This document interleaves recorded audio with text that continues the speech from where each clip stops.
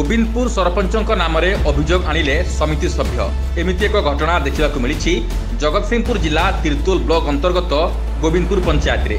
सूचना मुताबक गोविंदपुर सरपंच रमेश कुंवर मनमुखी कार्य को नहीं आज तिर्तोल बीडीओ पाखरे एक लिखित अभियोग जणाइछंती समिति सभ्य एवं किछि चाषी माने। सेमानकर कहबा मुताबक पंचायत को आसुथबा उन्नतिमूलक काम मो बगीचा बिल हिरकती एवं गुहाल एमितिक अनेक उन्नतिमूलक काम रही बेले सरपंच एवं जीआरएस काहारी किछि को न जणाई चंचकता करी पंचायत को हरिलुट करुछंती। चिन्ही रखंतु एई सरपंच को ए होछंती सेई सरपंच महाशय जे कि पंचायत को आसुथबा सरकारक उन्नतिमूलक काम को निज अख्तियार रखी चंचकतार सहित सबु पैसा चलु करिबारे ए महाशय जनक माहिर। एमितिकी अनेक प्रश्न रही। उत्तर पंचायतर दलगोविंद मल्लिक 2015 मसीहा ठारू प्रधानमंत्री आवास योजना रे अंतर्भुक्त थिले मध्य पाई पारुनांती आवास योजनार पैसा।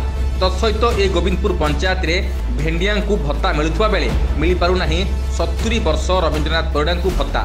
सरपंच एवं कार्यनिर्वाही अधिकारी को हिताधिकारी माने अभियोग जणाइले मध्य फू करि देउचंती सरपंच एवं कार्यनिर्वाही अधिकारी। खाली देखिबा बाकी होला केबे मिलिबो ए योग्य हिताधिकारी को सरकारी सहायता।